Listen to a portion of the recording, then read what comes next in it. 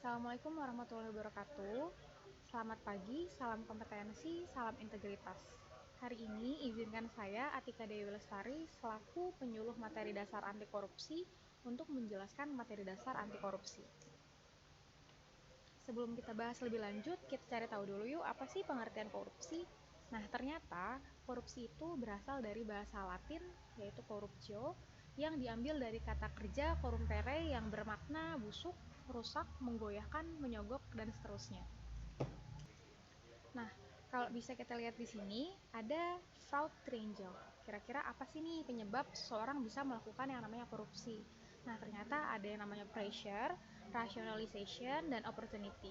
Apa sih yang dimaksud dengan pressure? Pressure itu tekanan. Sehingga seseorang bisa melakukan korupsi. Tekanan ini bisa berasal dari dalam dirinya dan bisa dari luar dirinya.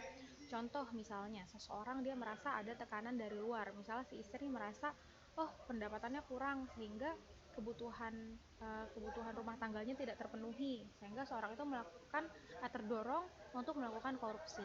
Nah, setelah pressure ada lagi yang namanya opportunity atau kesempatan. Setelah dia mendapat dorongan, ternyata dia melihat nih ada peluang atau ada kesempatan, ditambah sistemnya lemah sehingga orang itu bisa melakukan korupsi.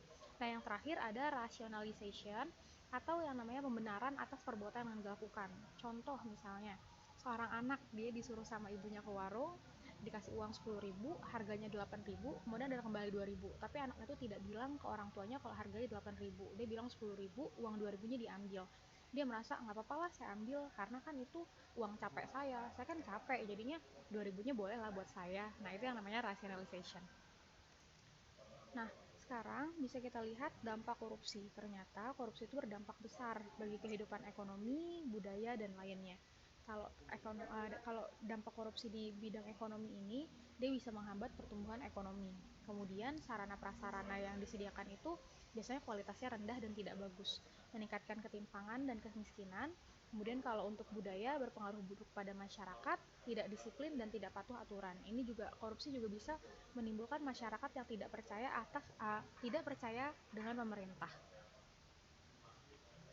Nah, selanjutnya upaya apa sih yang bisa kita lakukan untuk mencegah yang namanya korupsi? Nah, ada 3 upaya yang bisa kita lakukan untuk memberantas korupsi. Yang pertama, pencegahan, penindakan, kemudian diharapkan adanya peran serta masyarakat. Nah, semoga Indonesia bisa belajar dari sini ya. Ada 10 role model belajar dari negara dengan IPK terbaik. Nah, kalau kita lihat di beberapa negara ini banyak upaya yang dia lakukan sehingga bisa menekan angka korupsi, sehingga angka korupsi di negaranya rendah. Itu bisa dengan melakukan pendidikan anti korupsi sejak dini, kemudian pengawasan keuangan yang ketat, dan yang lain-lainnya. Semoga Indonesia bisa menyusul ya. Nah, tujuan akhir dan indikator keberhasilan pemberantasan korupsi, tujuan dan sasarannya diharapkan kita bisa menghapus segala bentuk korupsi, kemudian membentuk pemerintahan yang baik, kemudian menurunkan tindakan korupsi. Kalau bisa bukan hanya menurunkan ya, tapi menghilangkan. Nah, kalau misalnya kita lihat indikator keberhasilannya itu menurunnya persentase tindak pidana korupsi, kepercayaan publik terhadap pemerintah meningkat, kemudian terciptanya budaya integritas dan anti korupsi. Nah, ini adalah beberapa nilai-nilai yang bisa kita terapkan guna menerapkan nilai-nilai anti korupsi dalam kehidupan kita. Yang pertama, kejujuran, kepedulian, kemandirian, kedisiplinan, tanggung jawab, kerja keras, kesederhanaan, keberhasilan, dan keadilan. Nah, cegah dan tolak korupsi dengan 3M. Yang pertama, mulai dari diri sendiri. Yang kedua, mulai dari hal kecil. Dan yang terakhir, mulai saat ini. Nah, terima kasih.